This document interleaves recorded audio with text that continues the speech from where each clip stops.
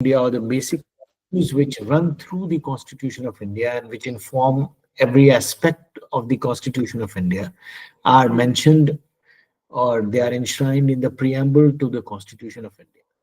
So we need to understand these values because it is our duty as citizens of this country also otherwise to know and understand and appreciate them. But more so when we are teachers and we are interacting with students in the classroom, they become even more important for us.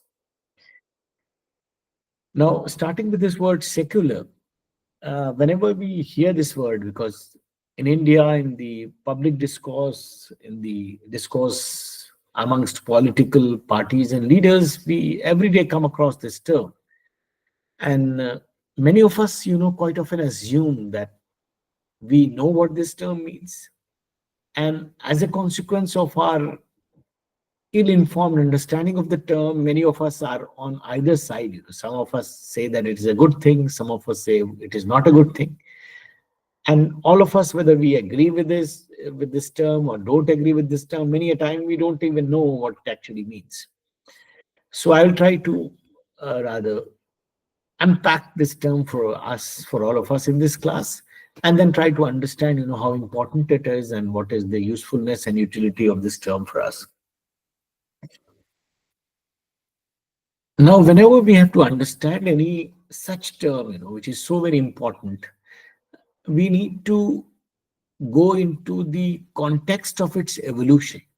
Because in social life, or in our political life, whatever ideas are there, if we need to truly appreciate and understand them, the best way is to understand them with reference to the context of their evolution. Because the evolutionary process, gives a certain meaning to that term. And once that term becomes a universal term, the same meaning is conveyed all across the world. And therefore, that actually is considered to be the original meaning of that term. Because quite often it happens that many other meanings are associated with that term. Many people would try to give their own definitions to that term or idea. And they might even try to say that this term actually means this. So it becomes very difficult for you and me or anybody to understand that what is the actual meaning of a certain term. So to understand the actual or real meaning of any term, we need to understand it with reference to the context of its evolution. And that's why we need to go to the context of this term as well to try to appreciate and understand it. So I will try to, in very short, give you that context. Actually, secularism is a term, or secular is a term which is of European origin. It is not an indigenous term. And what happened in Europe, that there was a period in Europe in the early medieval times, when the European civilization, which was the dominant civilization in the world at that time, started going downwards or slipping downwards, or that period is known as the dark ages of the European civilization, which spanned to around 1,000 years till around the 15th century. And what basically happened in this period, because of which Europeans call this period as the dark age of their history, the reason is that in this period, uh, religion actually and religiosity started becoming very important in public life on the European continent. And this religiosity became so very strong and so very dominant that it started affecting every aspect of public life. And as religiosity spread amongst people, as religion became so important, slowly and gradually what happened that the religious leaders started gaining equal importance. Because what happens in religiosity, with any religion anywhere in the world, is that when religiosity is there or religion is there, it means that you believe in some God. All religions, so to say, would believe in some God. But the understanding in every religion is that we have never seen God and we will never see God in this life. We can only see God once we leave this world and go to the afterlife. So since we don't see God, we cannot see God, we don't meet God. So the religious leaders quite often become the intermediaries who help us reach God, who help us to understand God. It is not to suggest that all religious leaders have some ulterior motives, but many of them might have. And that actually happened on the European continent at that point of time, when these religious leaders started becoming very powerful, because people were so religious and their faith in religion increased gradually, and as their faith became deeper, so their faith or their reliance on these religious leaders also became stronger and deeper. And these religious leaders convince people that we are in direct contact with God, we are in communion with God. So if you want to say anything to God, or if you want to reach God, we will help you reach God, because we are in communication with God. So if you have to say anything to God, tell us and we will talk to God, and then we will tell you what God says. So they became the voice of God. And slowly, as I mentioned, that religiosity, as it is spread on the European continent, these people started becoming very powerful also. And they became slowly and gradually so powerful that their power increased more as compared to the power of the rulers of those countries, of different countries on the European continent. So the rulers or kings became almost figureheads, and all power was concentrated in the hands of these clergymen, these religious leaders, the bishops, and the popes. And as the saying goes in politics, that power corrupts, and absolute power corrupts absolutely. So increasingly, these people started becoming very corrupt, because they had all the power, and they started misusing this power to amass wealth and do all kinds of corrupt practices. They started selling certificates of heaven, that you pay us the money, whatever sins you do in this world, it's fine. You pay us the money, we give you a certificate for heaven, and when you die, that certificate will be placed in your grave. And when you go to meet God, show him that certificate, and he will send you to heaven. So that was one of those things, which started happening on the European continent, and these people were making merry. But when religiosity became so very dominant, what happened that religion is religion which actually is based on faith, and faith is necessarily blind, because the moment you have an evidence about something, it becomes fact. But till the time you don't have any evidence about something, you might have faith in that. You have faith in someone. You don't actually know what the other person is thinking or planning, but you just have faith in that person. And you can't have evidence of the faith because you have not seen that. Similarly, you have faith in God, but you have not seen God. So therefore, what happens that religion relies on faith, which is necessarily blind. And therefore, it is in some ways antithetical to rationality or reason, which is based on fact. And all creative activity, all creative discoveries, all critical thinking in the world is based on rationality. So therefore, as religion or religiosity gained ground on the European continent, and faith got the dominant position in European society, reason and rationality took the back seat. And as reason and rationality and critical thinking took the back seat, so the European civilization, which was constantly going up, started going down. Because any progress in any civilization is because of your critical thinking, because of your scientific discoveries, because of your new inventions, and because of production of new literature and all kinds of things, which grow up. And it all comes out of rationality and rational thinking. So what happened that in this period, European civilization started going down because the premium was on faith and religiosity. So around the 15th century, when Europeans rather woke out of their slumber, they realized that we are going down, and the other civilizations, especially at that time, the Ottoman Empire or the Ottoman civilization, was on the ascendance, and they were politically also on the ascendance. They occupied some territories even on the European continent, and they made great progress in the field of literature and science and inventions and discoveries and everything. And the Europeans were going down.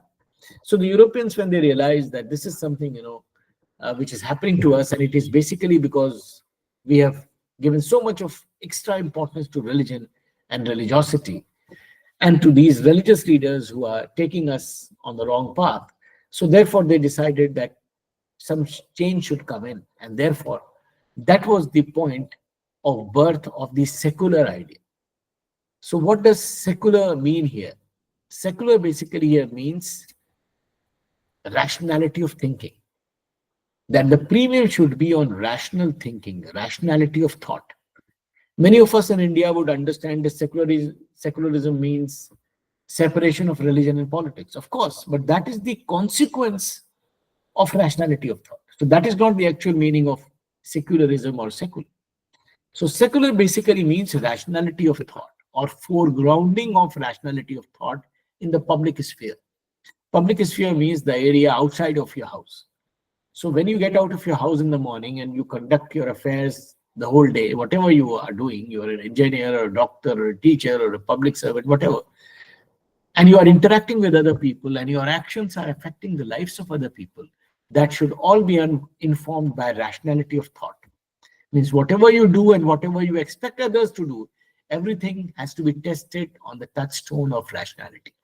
That is basically the essence of secularism.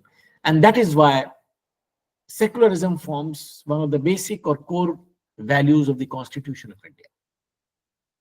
Now, some people in India, you might have heard, quibble that the word secular was not there in the preamble and it was later inserted. Of course, that is a political thing. It was there or not there, but the point is that it was basic. The spirit was basically there right from the very beginning. So even if that term is there in the preamble or not, it is totally unimportant, because every article of the Constitution of India is informed with the spirit of secular or secularism, because no article in the Constitution of India just asks you to do something because the Constitution is asking you to do that. There is a certain logic, there is a certain rational logic to every provision of the Constitution of India. So here, what does the Constitution teach us as citizens of India? It teaches us that we have to always prioritize, foreground rationality of thought. So whenever we accept anything as citizens in our public life, whatever you do in your private life at your homes, it's fine. You might have your faith, you don't have any faith, you believe in any religion, fine, whatever you do, it's all right. But whenever you are in the public sphere, everything has to be tested on the touchstone of rationality. So, so as citizens of India, rationality has to be our guiding principle. And as we go ahead in this talk, we would realize that if we are not prioritizing rationality in our public life, what actually happens and how it plays havoc with our lives as citizens of this country, and therefore how important it is. Now, for example, if you look at our country, there are some basic challenges which are there before us as citizens of this country. Some of the main challenges which we face in India today are the challenges of communalism, challenges of casteism, challenges of regionalism, challenges of linguism, linguistic disputes, regional disputes, caste disputes, or religious disputes. Now, what do these disputes mean and how they are related to this idea of secularism? Now, why do we have these problems? For example, if we start with the problem of, say, for example, communalism, you all know that communalism means conflict in the name of religion, hatred in the name of religion. So I hate you. I am in a conflict relationship with you.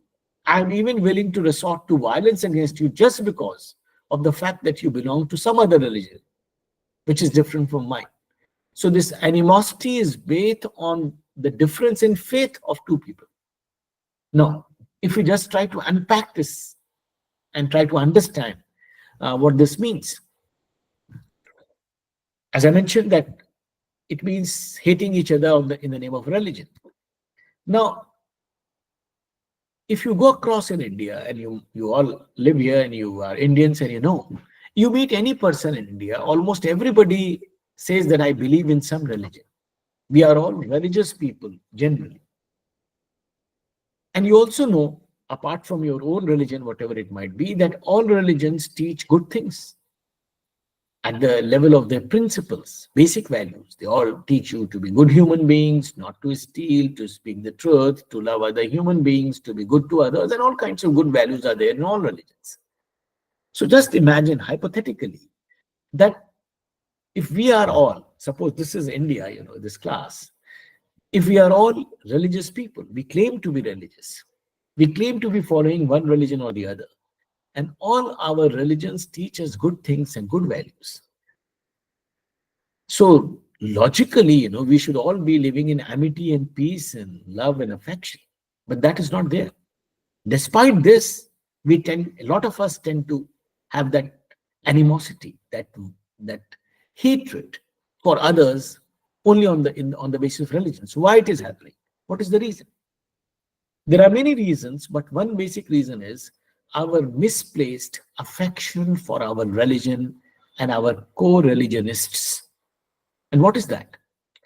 You see, affection with people belonging to your own religion is a very good thing. And if you say that I love people belonging to my religion more, that is fine. That you might love people belonging to your own religion more than others, it's fine. But when you start, or when I start hating people who belong to the other religion, the problem starts here. Why do I hate them? Because I have a misplaced understanding of love and affection for my religion and people of my religion. And what is that misplaced understanding? That is a very obsessive understanding of love, which generates hatred. You all are mature people and you understand the difference between love and obsession. Love is something very good, very redemptive, very positive feeling. But obsession is something, which generates hatred. Because it is a very possessive, excessive love. So our love for our religion, for many of us, not everybody, for many of us, our love for our religion and our love for our own people belonging to our own religion is so obsessive that it generates hatred for the other. Rather, it goes to the extent many a time that our love is defined through hatred. Means there are many people all across, on the social media, you come across them on the media who profess to be and who claim to be leaders of one religion or the other. So if you look at them minutely, what they say and what their utterances are, you realize that most of the times or almost every time when they try to tell you that I love my religion the most and I'm ready to do anything for my religion, they never use the language of love. They will always use the language of hatred. How strange, that to give the message of love, to make people understand that I love my religion more than anybody else, I need to use the language of hatred. And then my followers or many of my followers will say, okay, yes, this is the right person, who really loves our religion. So therefore, what happens that in the public life, you see many people masquerading as leaders of religion A, B, or C, and they are all invariably speaking the language of hate. The more venom they spew against followers of the other religion, the more their supporters are convinced that this is the person who really loves my religion. So you see how negative it is that you need to use the idiom of hatred to express your love. And the same thing happens in the discourse of patriotism here. Quite often you might have seen that many people would say that I would destroy the enemy country here. The enemy country should be bombed. So when they are saying this, when they are spewing this venom against the other country, of course it happens in the other country also, but I'm basically concerned about my country. So when they are spewing this venom against people and against the governments and territory of the other country, they are basically trying to tell their supporters that they love India more than anybody else. But you will never come across any such leader saying that I love my country, and he is only speaking the language of love. Because when he speaks only, if he tries to speak only the language of love, nobody takes any notice. Nobody would notice you. Nobody will give you any space in the press, in the media. So you need to be as venomous as possible. And therefore, there is a competition amongst people, amongst so-called leaders, to spew more venom or hatred as compared to the other. Because the more venom you come out with, the more hatred you come out with, the more followers probably you claim to be having in your discourse for of communalism or any such discourse, relating to the other issues also. So you see how religiosity turns into communism. Communalism. Religiosity is such a fine thing, We are all religious. We follow our religion. We love our co-religionists. We love everybody else. Fine. But you see how religiosity turns into communalism. Similarly, caste identity. In India, caste is a big factor everywhere, and you all know that it, like religion, is also an accident of birth. But the same accident of birth turns into a very vicious phenomenon when it turns into casteism. So caste identity, which is natural, which is accidental, which is an accident of birth, turns into casteism when I start hating you just in the name of caste, and vice versa. So it turns into casteism. Again, the same logic works here. Similarly, regionalism, that I hate people belonging to the other religion, or berate people belonging to the other religion, or think that the people belonging to other religion are inferior, and so on. And similarly, linguistic issues, conflict in language. The logic is the same everywhere. Now, the issue is that why it is so easy for us people in this country to be swayed in the name of religion, or to start hating others in the name of religion, or caste, or language, or region. One important reason is the intervention here of political players or political parties. Now, what do political parties do here? You know that in a democratic country like India, political parties are competing for political power. They all want to get into power. They are all the same that way. And they try to attract your attention, get your support, and get more votes than the adversary so that they are able to win the elections. Now, ideally speaking, when political parties are coming to us in any election, either for the state assembly or the national parliament, they need to give their program to us, what they would do for us, because then we have to choose between party A, B, C, and D. And the ideal situation or the logical situation is that they all need to talk about our existential issues, about our real issues which are core. And real issues relate to food, to housing, to medicines, to hospitals, to roads, to electricity, to all kinds of things, which we need as citizens of this country. So all political parties are ideally supposed to come up with their programs as to what they would do regarding these issues, and then we need to choose amongst them and then decide which political party is better for us. And if they don't work well, then next time we vote that party out and vote for someone else. But what actually happens in a country like India? We live in a democratic country, which is a developing country as well. India has huge population, and resources usually are scarce. We are short of resources in every field. So what happens that when a political party is approaching us at the time of elections, it is aware more than us that how scarce the resources are. And if it talks about those resources and distribution of those resources to us and expects us to vote for them, what would happen?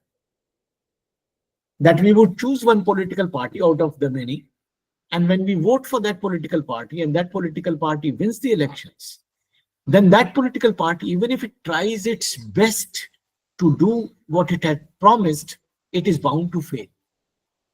Why it is bound to fail? Because resources are so little, and requirements or the necessity of resources is so huge. For example, unemployment. If the political party decides to really, very honestly give us jobs, there are many times more unemployed people than the number of jobs available. So even if they will try to give us job very honestly, very diligently, they will miserably fail, because most people who want jobs will not get them, and only a few will get. Similarly, if they want to give us any other thing, medicines, hospitals, whatever, in every field, they are bound to fail. So what will happen? That one political party will fail this time, next time the other will also fail, and so on. So this is a game in which political parties, even if they are very honest, they are very sincere, they try to do everything possible to satisfy our requirements and needs, they are bound to fail. So what have the political parties in India done? They have very cleverly changed the arena of the electoral contest. Means that ideally, as I mentioned, the contest was to take place in an arena where real issues were important. What the political parties have done, they have very cleverly shifted the arena from this to the other one, where real issues are not there, but artificial and pseudo issues are present. Did you get my point? Means they have very cleverly shifted the arena. For example, from a cricket field, they have shifted us to a football field, for example, where the rules would be totally different. Now, this arena of pseudo or non-issues is an arena where real issues are not talked about, where the issues which are important are issues of identity, which are emotional issues, and which relate to those very issues which I outlined in the very beginning, that is religion, caste, region, language. So what happens that these political parties, and all of them in different ways, they would talk about only these issues of identity. And as I mentioned to you, these issues of identity are issues which are non-rational issues, because there is no scientific evidence in the world to prove that religion A is better than religion B or vice versa. There is no scientific evidence to prove that caste A, although you might believe it, but there is no evidence to prove that caste B is better than A or vice versa. Language A is better than B or vice versa. Region A is better than B or vice versa. It is all our understanding. It is a question of identity. My identity as a speaker of language A, my identity as somebody who resides in some region, my identity as someone who belongs to a caste, my identity as someone who belongs to a religion. So what political parties in India do generally, all of them, is that they don't address us as citizens of this country, rather as rational citizens of this country. They address us as somebody who holds a certain identity.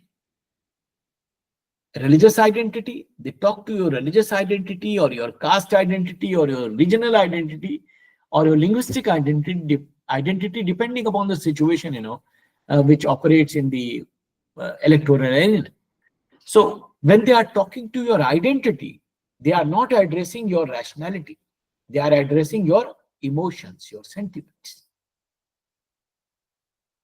And when they are addressing your emotions, they are trying to convey this message that whatever we are saying, it is not addressed to your rationality, and you don't need to use your rationality. You need to use your emotions. So what happens that in our country, as I mentioned, that resources are scarce in every field. We all are fearful. We have a lot of apprehensions that I got the job. I don't know whether my children will get good jobs or not. I got an admission in the medical college. I don't know whether my daughter is going to get that admission or not. We are all fearful because of scarcity of resources. And the political parties are very clever players. They come and they play on our fears. As you might see in the electoral arena, I'll give you an example in not naming any political party, but they all do this. For example, all of you sitting here are 5 caste groups, for example. And caste group A and caste group B are very prosperous. They are significant in numbers, and they don't need any kind of help from the state in terms of reservation or any other facility to go ahead, because they are already more prosperous than other caste groups. They are already more resourceful. But for me as a political player, I think I have calculated that if these 2 caste groups come with me, I'm going to win elections, or my party is going to win elections. So what we will do is that we will tell you that we will give reservation to caste A and B, knowing fully well that these are the least deserving castes for reservation, even if it is to be given. But the interesting thing is that the moment I offer you A and B castes reservation, you will never say that we don't need it. Let us give it to some other caste. No, you will keep silent. Or you will say, okay, fine, give us.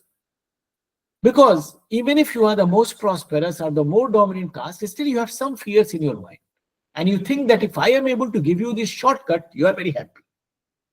That the chances of your kids and your own families doing well in their lives increases manifold if I give you this shortcut. So you all are very happy.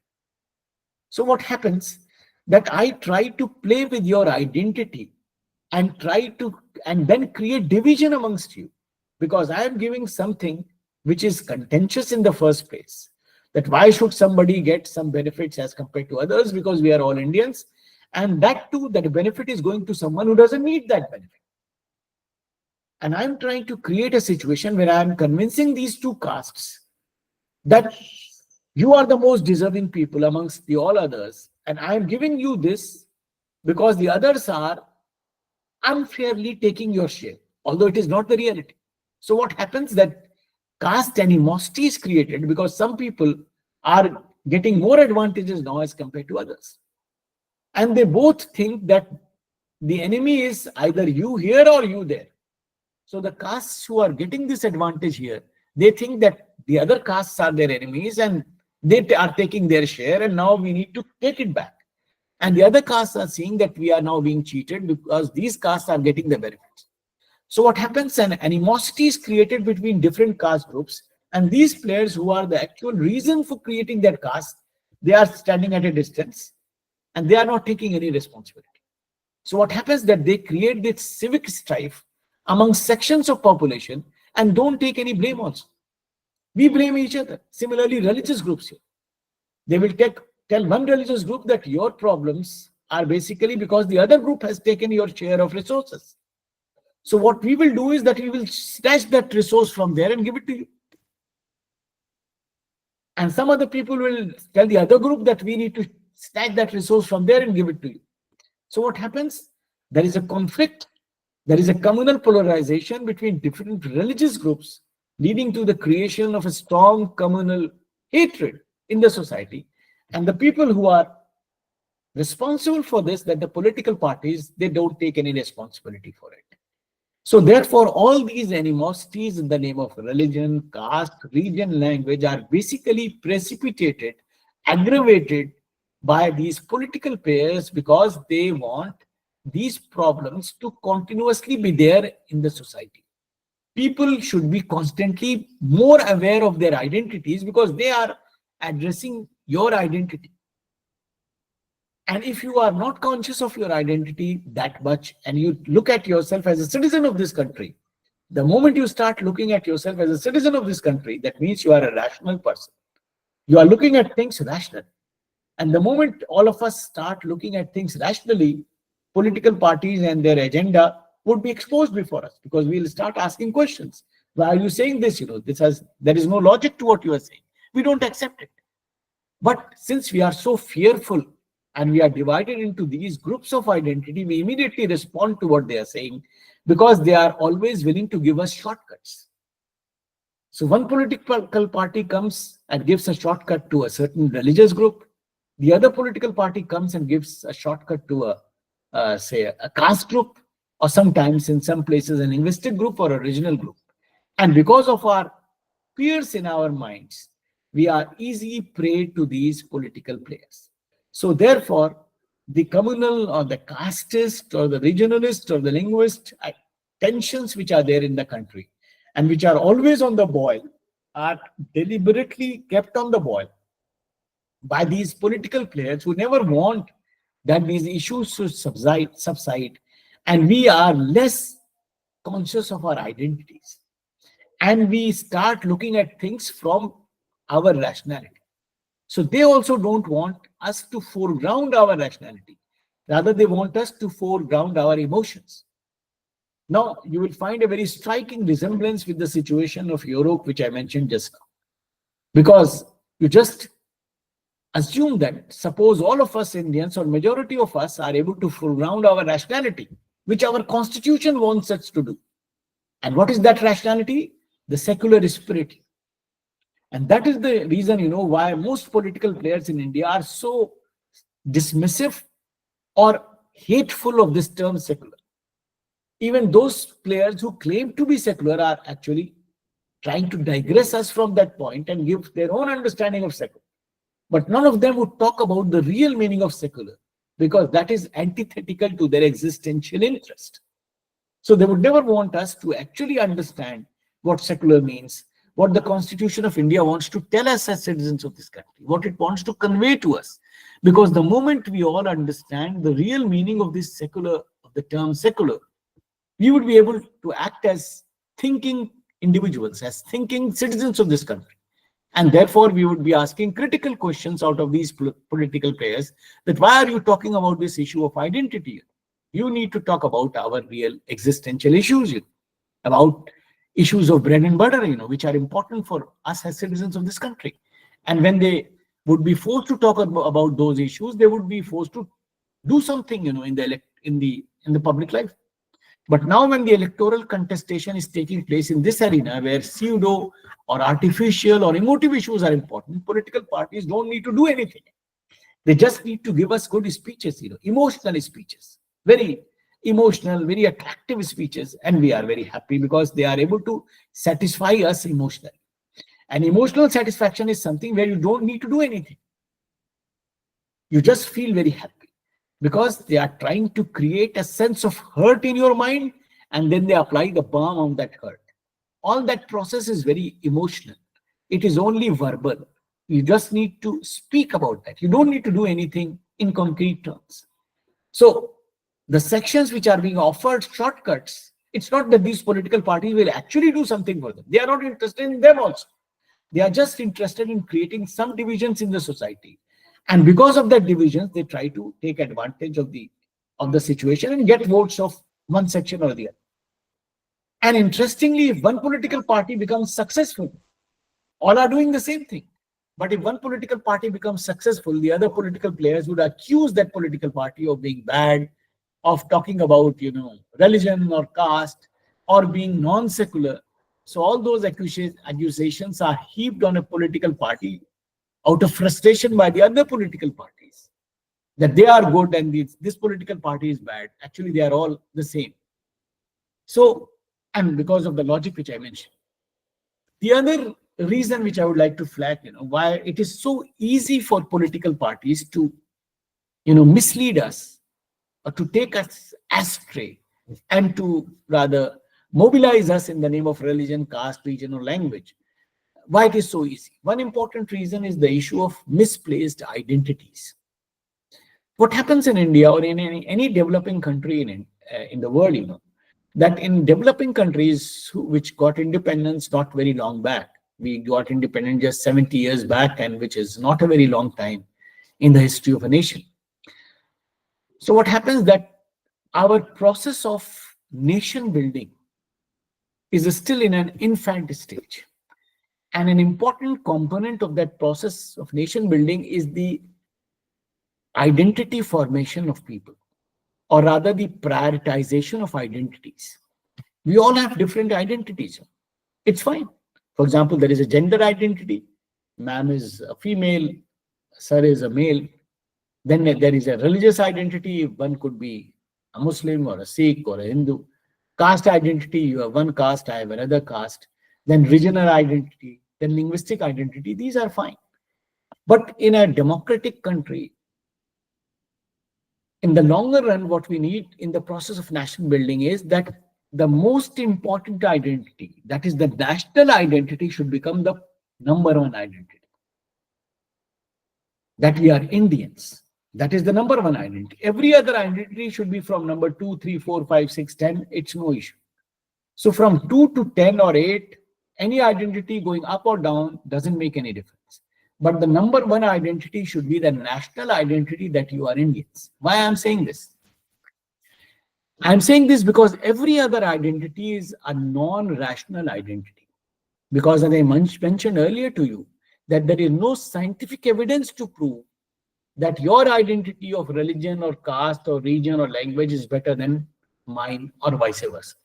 So they are non-rational. When we are guided in our actions by any of these identities, we end up doing non-rational things. For example, I wear a certain glass of, say, communalism on my eyes. So when I'm making any decision anywhere, either in the electoral arena or anywhere, I am making the decision influenced by those glasses through which I look at the world. And those are communal glasses. So I tend to favor people who belong to my religion. I see every goodness in a certain person who belongs to my religion, and I go and vote for that person, even that person is a murderer or a criminal. But for me, that is the best person because he belongs to my religion, and I'm being looking at things through the communal glasses. So what eventually I end up doing is that I end up making a non-rational choice. Similarly, it is caste glasses or regional glasses or linguistic glasses. But because I think that I'm doing good to my religion, doing good to my caste, doing good to my language or region, and I act accordingly, although I end up doing something very bad because it is non-rational, which the secular idea says I shouldn't be doing. When I have those national glasses, the national glasses are devoid of any such consideration because the national glasses would tell you to act in the interest of your country. And what is the interest of your country? That it is merited. So when I'm going to vote, I need to use my intelligence and see who amongst them is the best candidate, and I vote for that best candidate. When I go in a selection committee, I look at the candidates, and whosoever is the best, I vote for that person, and so on. Means my action in the public sphere would always be guided by rationality because all those non-rational glasses have been shed, have been rejected, have been put aside. So I'm looking at things only from the national lens. So the idea basically here is that when we are acting in the public sphere, whatever we do, our all actions are to be guided by this national identity. But that will happen when in my identity prioritization, that identity occupies the number one position usually. Other identities are subservient to this identity. But unfortunately, till now, for many of us, one of these identities is the dominant identity. That means that most of the times we look at the world through those glasses, through those tinted glasses, through those affected glasses. So therefore, what happens that when we are making decisions in the public sphere, even if we might be having a degree from a university, that's fine. But the glasses are wrong, so therefore we tend to make the wrong choices. I gave you the example, voting for the worst candidate in the elections because he belongs to my caste or religion or whatever, and doing all kinds of making wrong choices in the public sphere, guided by those identity issues. So that is again one reason why it is very easy to manipulate us in the name of these identities by the political players. So that is the basic issue, which happens in our public life. And that is the reason, why we are not able to escape this particular, these particular, ideas of communalism, casteism, regionalism, and linguism. And there lies the importance of the idea secular because it cuts across these viruses, these negative ideas, which pervade our public life. So therefore, you would understand the importance of this idea of secularism, how important it is for us as citizens of this country, that if we were to foreground this idea of secularism, if majority of us were able to do that, what would happen? That our public life would be conducted in a very rational manner. And that would ensure a situation whereby we would be able to create a culture in our country where the next generation is socialized in an atmosphere which is more rational and where identities are given their due importance, but they are given a secondary position as compared to our identity as citizens of this great country. So prioritizing this national identity, making it the most important thing, and sidelining or sidetracking these vicious tendencies is something what the idea secular does. And that is the reason, why I mentioned in the very beginning, which I outlined, that there lies the importance of this term. And that is the reason we as citizens, especially as teachers, basically need to internalize this idea, to live this idea, to teach this idea and its essence to our students. Rather, our discourse in the classroom should be basically informed with this spirit of secularism. Because if we live this secularism in our classrooms, we would be able to convey this message of secularism to the next generation, which is actually the carrier, which is actually the agent on whose shoulders the future of the country rests. Because we need to break this vicious cycle of socialization, where negative ideas are being conveyed from one generation to the other. So if I have those viruses of communalism, casteism, linguism, regionalism, I'm conveying it to the next generation. And that is how things are moving forward. So we need to bring about some kind of a break in this vicious cycle of socialization and intervene with this idea of secularism to create a positive atmosphere today and for the future generations, how that is going to be rather transferred from one generation to the other. And that is the reason why this basic constitutional value is so important for us. And it is also our constitutional duty as citizens of this country to imbibe these ideas, to help internalization of these ideas amongst our students, and to create an atmosphere in the classrooms, in the educational institutions, wherever we are, that every discourse, every discussion, every interaction takes place on this platform of secularism or the idea of secular. So that is basically, the point or the idea which I was trying to rather hammer upon in this interaction. There are many other things in this, but I'll try to stop here to take your questions and comments so that we can open it up and rather have a more meaningful interaction with you. So your questions. Thank you, Professor Asmer. That was a very, very informative lecture, I would say. So, you emphasized the importance of secularism, and you really made us think, that we need to use our rationality much more than our emotional sense. And we need to kind of understand what the political arena is in our country as well as across the globe, and act like smartly, so that we are able to emphasize peace and harmony, both in our country as well as around us. So thank you so much for that. May I now request the participants to please ask Professor Asmer few questions if you would like to ask him, if you have some clarifications.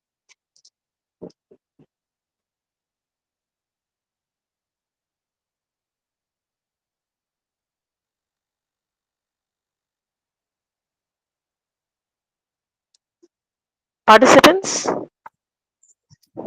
Anybody who's any comment or any questions, whatever is welcome. Even if you have some disagreements, that would be even better. Then we can have a more meaningful interaction. Am I audible, sir? Yes, you are Yes, audible, yes, Mr. yeah. Shanawaz. Good evening, sir. Good evening. Sir, from your deliberation, I got to know that all the political parties are almost equal. Somewhat, they're equal. Uh, they uses our religious feelings and linguistic feelings for their political mileage. So my question here is, sir, then whom should I follow? Or there should be some other mechanism which should replace this political mechanism. Fine. That is a very valid question, an obvious question, because when I give you this scary scenario, anybody would ask that what to do then? Our political parties are not very good. What should we do? Actually, uh, we didn't have that much of time to talk about the other side, but basically, when I painted this picture before you and said that political parties are doing all these things, that does not mean that political parties are the only players to blame. Actually, what happens, that political parties are also part of this country. They are people who come out of the civil society. They are not coming from any outside country. They are Indians. They are from amongst us. But the issue is that if we are having no objections when political parties field criminals, history cheaters, and we go happily to vote for them, that why should political parties field good people? That is one issue. Are you getting my point? When you Yes, go sir. to a shop and somebody, and you are going to buy something, say fruits, and I am a fruit seller, and I every day charge you the highest rates and give you rotten fruits, and you are very happy. Next day you come to my shop, I again give you rotten fruits, and you pay me the best money, and you are very happy, and you say I'm a very nice man. So am I a fool that from tomorrow I'll start giving you good fruit? Because you are consuming something which is rotten, and still you are very happy, and you are happy to pay me the best money. Are you getting my point? So it is my fault that I am not a good person, but it is also your fault that you are not a demanding customer. You should be asking questions that why are you giving me these stale fruits, when I am paying you the best money, and I'll not come to your shop from tomorrow because you are that kind of a person. Are you getting my point? The point basically which I want to say that we are consumers. Political parties are actually some business enterprise. So they are doing all these things. They are fielding criminals. They are fielding all kinds of wrong people. They are talking about emotive issues because we are consumers of these issues. Just assume hypothetically that we are not, from tomorrow or after a certain period of time, we start rejecting these emotive issues and say that we will not listen any political party which talks about emotive issues. So what will happen? Slowly and gradually, the same political parties, they are not bad people here. The same political parties will feed us with real issues. But that can only happen when majority of the countrymen reject the agenda setting of these political parties. Are you getting my point? When we reject that, we will not take a criminal as a candidate from any political party whatsoever, and we will not vote for them. So from tomorrow, or tomorrow means after 10, 15 years, the same political parties will start fielding people with impeccable, clean credentials. But for that to happen, we need unity amongst themselves. The USP of political parties is that they have sown the seeds of disunity amongst us. Until we are disunited, they are happily walking to the bank. We are divided in the name of religion, caste, region, language, and they want to widen these fault lines that we shouldn't come together. Because they understand that the day we come together as Indians, we will not tolerate what they are giving us. Are you getting my point? So political parties everywhere in the world have a temptation to talk about emotive issues because it is very easy. You don't need to do anything. You just need to give good speeches. But people generally do not listen to that. Although there also they might tend to listen to those issues. It's always that they will reject those issues. The classic example is Trump, in America. How even in the most prosperous and richest country of the world, but there are some economic challenges also of the now not of the same magnitude as India. And he has played on those vulnerabilities of people by creating divisions in the society and again winning the election. So his modus operandi was quite similar to many political players in our country, where they are playing on your fears, on your vulnerabilities, and trying to get your support. But if that thing can happen in a country like America, it can very easily happen in a developing country like India. But the antithesis to that is that people need to understand that in due course. People need to reject such agenda setting, such candidates, and people need to force political players to talk about their real issues. That is something which is easy to say, but it is not impossible, because we have seen in many countries of the world, especially on the European continent, that most of the times people are able to force political players to talk about real issues, force them to field clean candidates, and all kinds of things which I mentioned just now. So that is something which is doable. But for that, unity amongst people is very essential. And second, the foregrounding of the idea of secular is the essential condition amongst majority of people of the country. Till the time we are giving this secular or the rational idea the backseat and foregrounding our emotions and identity, until the time we are divided on the issue of identity, we will never be able to accomplish what you are talking about. So that is a condition which is a very difficult condition, but that is something which is doable, as it has been done in many countries of the world. Thank you. Thank you, Professor.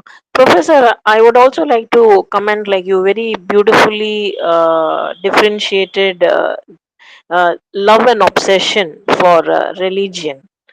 And sometimes, I feel this obsession for religion is only, like in front, but at the back, it's actually obsession for something else. For the top notch people, I'm saying the obsession is for power, for money, for land, for space, and all those things. This obsession for religion comes only for the people, normal people like us, who are at the low level. And people get so much influenced that they forget that when we part, when we start fighting with each other, we actually lose the progress of the country. We are not with the progress of the country. We are rather, kind of bringing a country which is going to be very dark for our children and for our future generation. So we, as you rightly pointed out, that we are all looking through the glass of communalism. If we stop doing that and start thinking intellectually, like what exactly should I be doing to make this country more progressive, I think so we would all end up doing the right things. You are absolutely right, because that is what we need to understand. Because what is more important is the interest of the country, and that is something which is not usually surrounded by political players who are obsessed with power. So in their game of power competition, they are trying to get it any way and every way, and therefore this appears to be the shortest route for them. So if people fight in the name of religion or caste or region, language, it is very easy for them. They just need to uh, do certain things, raise certain issues, create some divisive, discourse, and the people start fighting, and they get their votes. So it is very easy for them. But people are the eventual stakeholders. It is our country, and we need to understand, or we would definitely understand with the passage of time, that what is actually in our interest.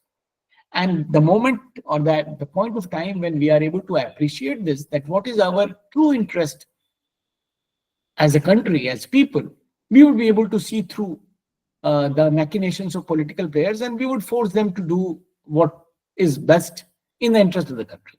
Of course, there is no absolute situation, but that is something which can be done. But that would only be possible when we are able to understand, and we are able to rid ourselves of these false, veils or glasses, which they have forced on our eyes, and we are not able to see the things in their proper perspective. So the reality which they want us to see, through their lenses which they give us, is the basic problem. The time when we are able to shed all these lenses and look at our country and the public life of the country as Indians, truly Indians, we will be able to understand, what is in the best interest of the country, and then it would be very difficult for political players to take us on a ride. So that I agree, you're right, absolutely. Yes, anybody else has any other issue? Yeah, thank you, Professor. Anybody else has any questions, please? I think so. It's a very interesting topic for discussion. Anybody Now, of else course, has that's any? Yeah. So we hardly get exposed to these subjects. We belong to an like engineering, totally engineering kind of institution, and we all time discuss only the main subjects. So we hardly get topics like this. So this is really an opportunity for us to listen to you, Professor Asmer. Thank you. So any other participants with any other questions?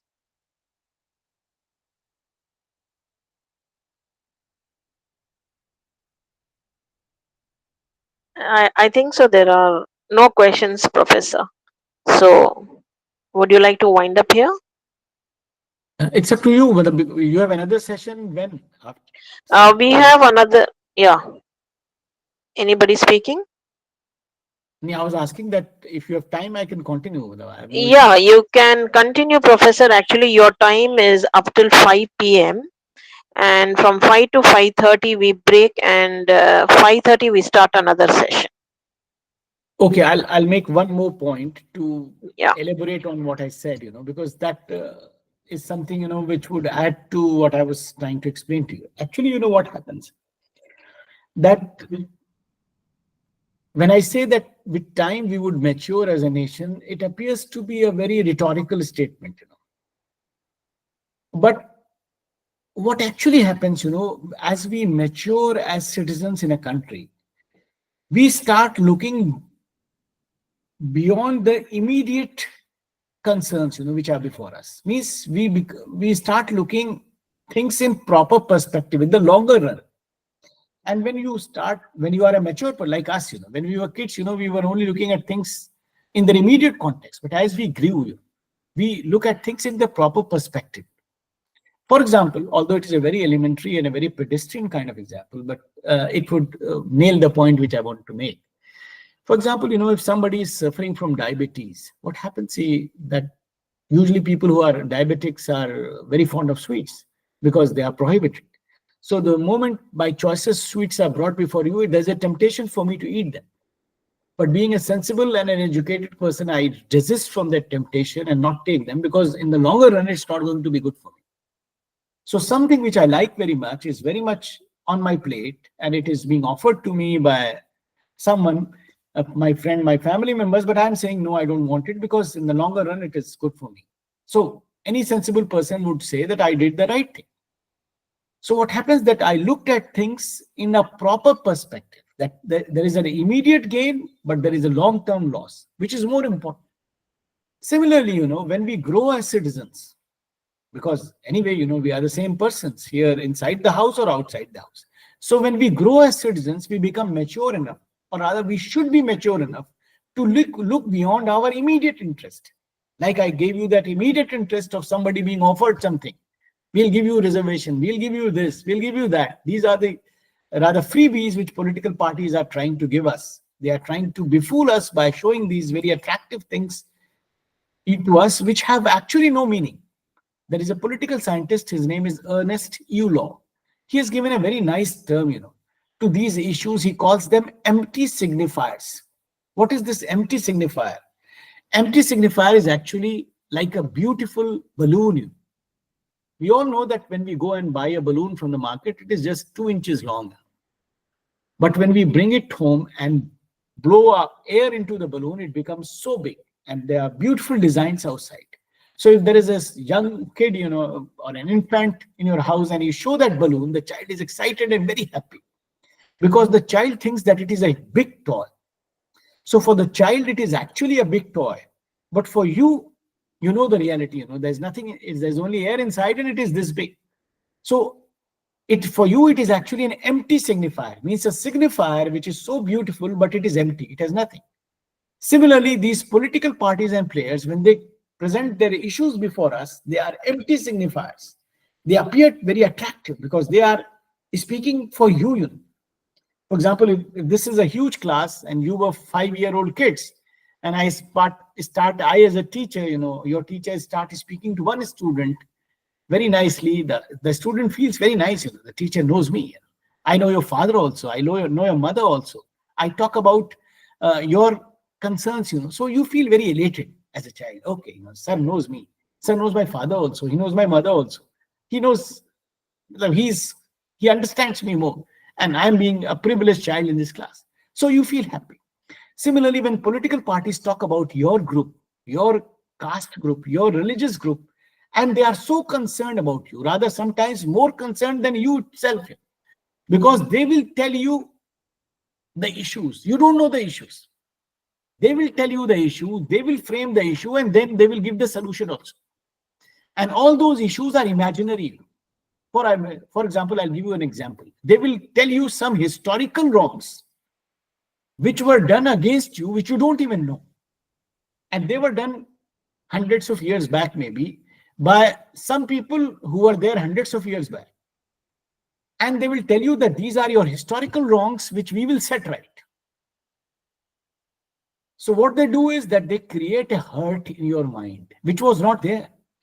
They are creating an emotional hurt in your mind. And then they are providing a balm on that wound by telling you that this emotional wound would be rectified by some action which we will do today. And what will we do? We will not give you anything material. We will not provide you any material medicine also, any material benefit also. We will do something, which is again very symbolic. For example, we will change the name of your village and name it after that person who fought for you two, 300, 5,000 years back or whenever. Maybe it is a mythical story, but it is very attractive. So you feel very nice. Similarly, as that I gave you the example of a child, you feel very nice that somebody is so concerned about me that he is not only talking about me, but he's talking about my great great grandfathers and the problems which they faced. And they are today trying to provide me solace or providing me some, compensation for that hurt. But no compensation is material. It is all symbolic. It is all emotive. It is all in speeches, maybe. It's all maybe some statues installed somewhere or something, some other thing is done, which does not alter your material condition as a citizen of this country. So that is something, and it is not only happening in our country, it's elsewhere as well, but I'm basically talking about our country. So that is the problem. So when we mature as citizens, with the passage of time, we are supposed to be mature enough to understand that something which is so attractive before my eyes, when a very attractive advertisement is there on the television, I, as an intelligent person, am able to understand that behind that gloss, behind that attractive ad on the television, what lies behind that? What is that product? What is the reality of that product? I, being a person who knows things, or maybe if you people are engineers, the glossy advertisement is hiding certain faults in that particular car which that company is trying to market. So you know the reality. So similarly, we need to understand the reality. What are the real issues before us as a nation? If somebody addresses those issues, fine, we should be behind those people, supporting them in every possible way.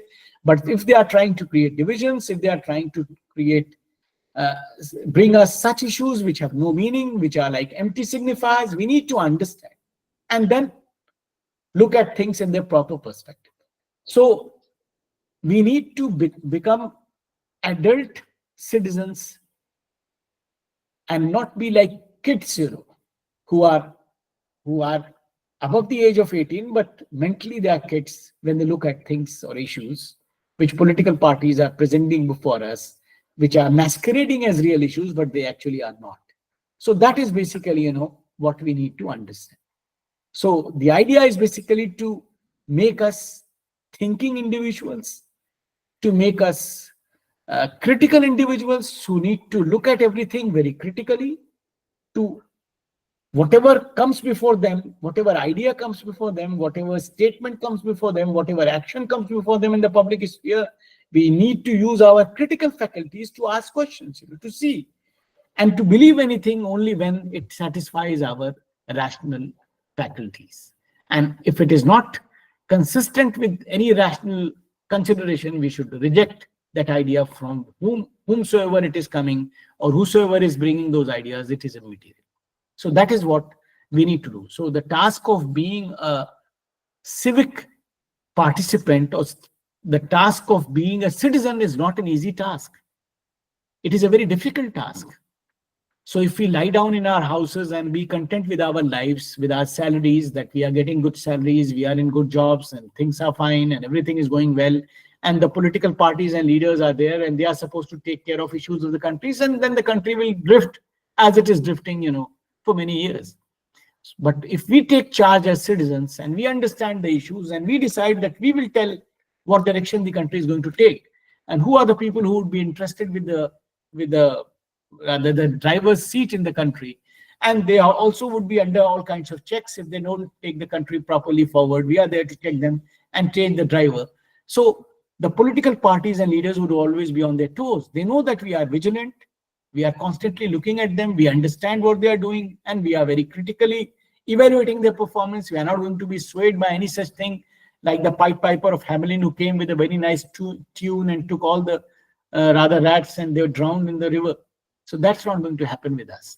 So that is what we need to do. So the eternal vigilance is the price of being a good citizen for our country. Thank you. Thank you, Professor, once again for that concept, empty signifiers and the example of split piper. Everything is actually, forgotten, but very relevant, I think so. We really need to ponder on these things and need to act on it. Super, Professor. I really enjoyed your session. Thank you very much. Any more questions, participants?